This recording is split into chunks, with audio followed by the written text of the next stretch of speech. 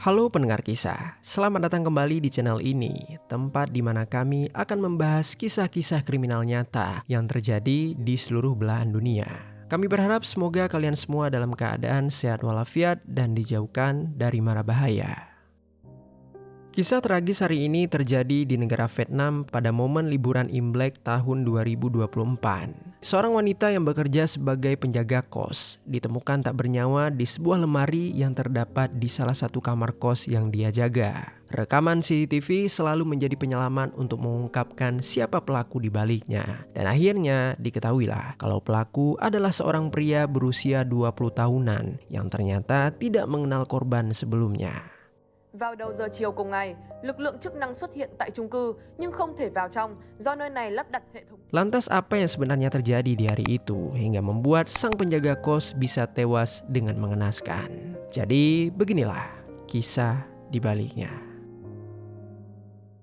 Di desa Taik Tang, kecamatan Luan Tang, Vietnam, tinggallah seorang perempuan muda bernama Ly Thị Tuy Linh atau yang biasa dipanggil dengan nama Ling, dan dia baru berusia 21 tahun. Sejak kecil Ling ini tinggal bersama ayah dan dua adiknya dalam kondisi ekonomi yang serba pas-pasan. Setelah ibunya meninggal dunia akibat kecelakaan lalu lintas, Ling membantu ayahnya untuk mencari nafkah.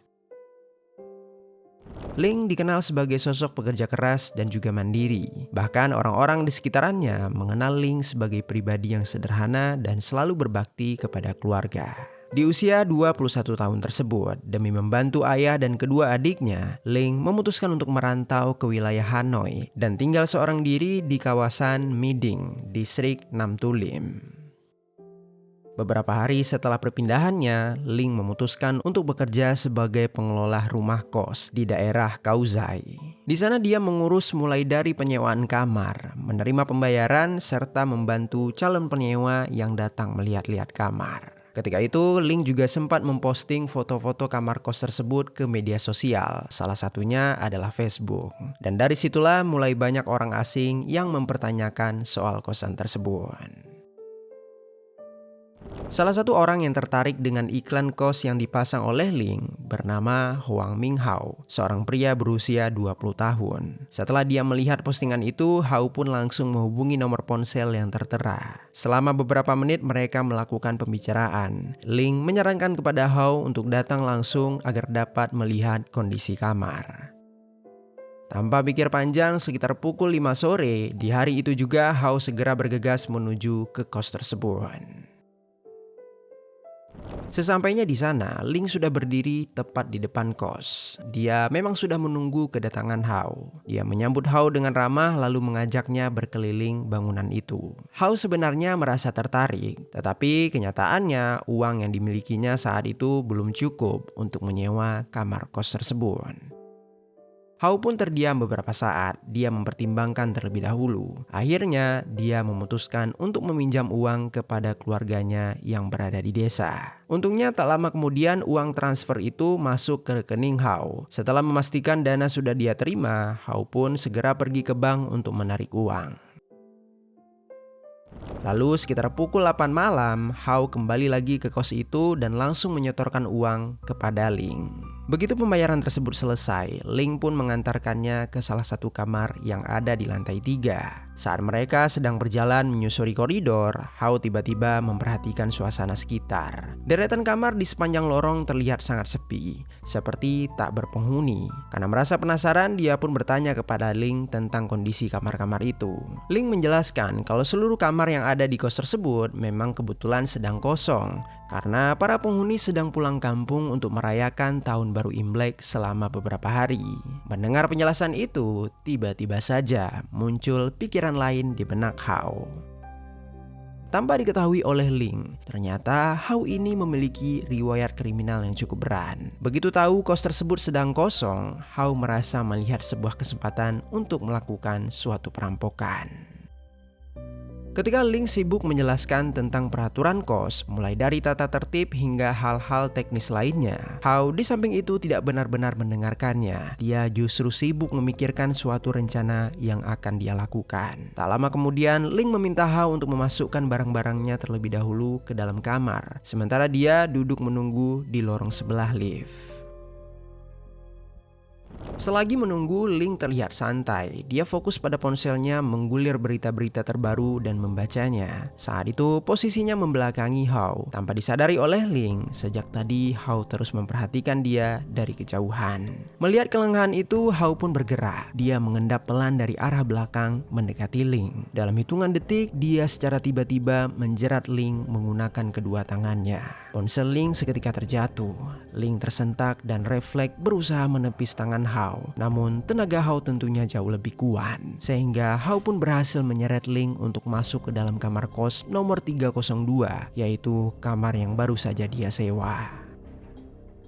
Ling berusaha melawan. Dia mencoba menahan kedua kakinya agar tidak terseret masuk, tetapi keseimbangannya hilang karena dorongan Hao yang begitu kuat. Akhirnya Hao berhasil membawa dia ke dalam kamar. Di sana Hao mendorong Ling ke atas kasur, lalu menindih sambil kembali mencekiknya. Ling mencoba berteriak, tetapi suaranya tercekat di tenggorokan. Ling terus berusaha menghirup udara, namun nafasnya semakin sesak dan tenaganya perlahan terkuras. Entah lama kemudian cekikan tersebut semakin kuat dan akhirnya Ling pun tewas dengan mengenaskan. Kemudian tak lama dari itu, setelah menyadari korban telah meregang nyawa, Hao bukannya merasa panik atau kabur. Hao malah dengan teganya melakukan tindakan kepada Ling yang sudah menjadi jasad. Setelah puas dengan aksinya, Hao kemudian menyeret tubuh Ling ke area dapur. Dengan segala upaya, dia memasukkan jasad Ling ke dalam sebuah lemari. Setelah itu, Hao mengambil ponsel, kunci motor, dan juga kartu kredit milik Ling. Dia kemudian menutup pintu rapat-rapat lalu menguncinya. Selesai melakukan itu semua, Hao meninggalkan lokasi menggunakan motor milik Ling. Lalu di tempat lain, Hao menyewa kamar untuk dia tempati. Singkat cerita, keesokan harinya, di tanggal 17 Februari 2024, Hao mengambil uang tunai sebesar 11 juta Vietnam Dong atau setara dengan 7 juta rupiah melalui kartu kredit Ling. Selain itu, dia juga menjual 2 ponsel milik Ling serta sebuah cincin emas dengan total semuanya berjumlah 30 juta Vietnam Dong atau setara dengan 19 juta rupiah. Dia juga membeli 2 ponsel baru, yaitu iPhone 14 Pro Max dan iPhone 15 dengan masih menggunakan kartu kredit milik Ling. Belum berhenti sampai di sana, Hao bahkan sempat mengganti warna motor Ling yang semula berwarna merah menjadi berwarna hitam. Saat itu dia memang berniat untuk menggadaikan motor tersebut agar tidak mudah dikenali dan bisa mendapatkan uang lagi. Singkat cerita, di sisi lain, ayah Ling mulai merasa ada yang tidak beres. Putrinya secara tiba-tiba sulit dihubungi, padahal biasanya sesibuk apapun dia, Ling selalu menyempatkan diri untuk memberikan kabar. Akhirnya di tanggal 18 Februari 2024, keluarga korban memutuskan untuk melapor kepada pihak kepolisian setempat dan memberitahu mereka kalau Ling sekarang tinggal di wilayah Hanoi dan bekerja di sana. Laporan itu kemudian diteruskan hingga sampai ke pihak kepolisian Hanoi. Tanpa menunggu lama, polisi segera bergerak untuk melakukan suatu pencarian.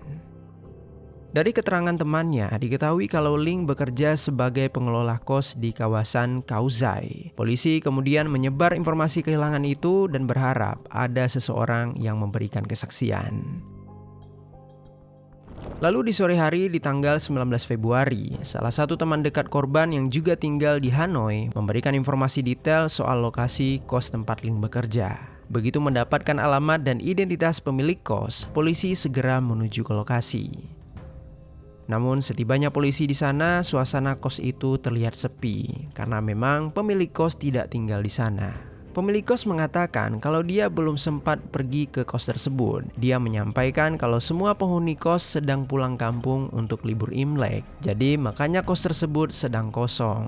Pemilik kos juga merasa aneh karena dia baru mengetahui Ling tidak memberikan kabar kalau dia meninggalkan tempat itu.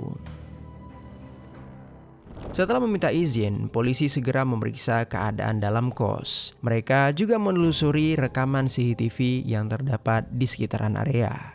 Dari rekaman CCTV, terlihat pada tanggal 16 Februari 2024, Ling terekam berada di area parkiran dan hendak memasuki motor. Tak lama setelah itu, kamera juga merekam dirinya masuk ke dalam kos bersama seorang pria. Setelah momen itu terjadi, tidak ada lagi rekaman yang menunjukkan kalau Ling keluar dari bangunan tersebut.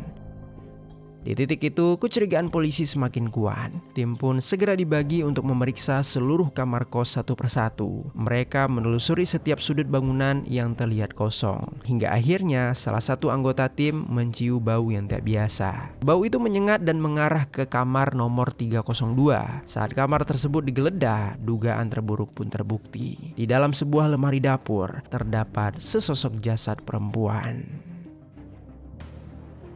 Polisi segera menghubungi teman dekat Ling agar datang ke lokasi untuk memastikan identitas korban. Dengan kondisi terpukul, temannya mengatakan kalau benar itu adalah Ling. Sesudahnya, jasad Ling langsung diserahkan kepada tim forensik untuk dilakukan proses pemeriksaan lebih lanjut. Sementara polisi segera mengubah fokus mereka kepada siapa pelaku di balik ini semua. Singkat cerita, di tengah penyelidikan berlangsung, salah satu petugas menemukan bukti transaksi dari kartu kredit milik korban yang ditransfer ke sebuah rekening atas nama Huang Minghao pada hari kejadian. Dengan cepat, nama itu langsung menjadi sorotan utama. Mulai sejak itu, Huang Minghao resmi menjadi target pencarian kepolisian. Setelah dilakukan pendalaman, terungkaplah kalau Hao adalah seorang pria berusia 20 tahun dan berasal dari wilayah Dong, kota Kep, Vietnam. Hao ini diketahui dibesarkan dalam sebuah keluarga sederhana yang bekerja sebagai petani. Orang tuanya selalu berusaha menyekolahkan Hao hingga dia lulus tingkat sekolah menengah atas. Tetapi setelah lulus, di akhir Oktober 2023, Hao memutuskan merantau ke wilayah Hanoi. Awalnya tujuan dia terdengar cukup baik. Dia ingin belajar memasak sekaligus mencari pekerjaan. Di wilayah Hanoi, dia menyewa sebuah kamar di distrik Tam Xuan. Sayangnya, setelah tiba di sana, arah hidup Hao justru melenceng. Bukannya fokus bekerja atau belajar, Hao malah terjerumus ke pergaulan bebas dan juga mulai terlibat dalam judi online. Kebiasaan itu akhirnya membuat Hao terlilit hutang. Tekanan ekonomi semakin menumpuk, sementara dirinya sendiri belum mempunyai pemasukan yang stabil. Dalam kondisi seperti itu, Hao mulai memilih jalan pintas. Dia secara nekat melakukan tindakan kriminal demi mendapatkan uang dengan cepat.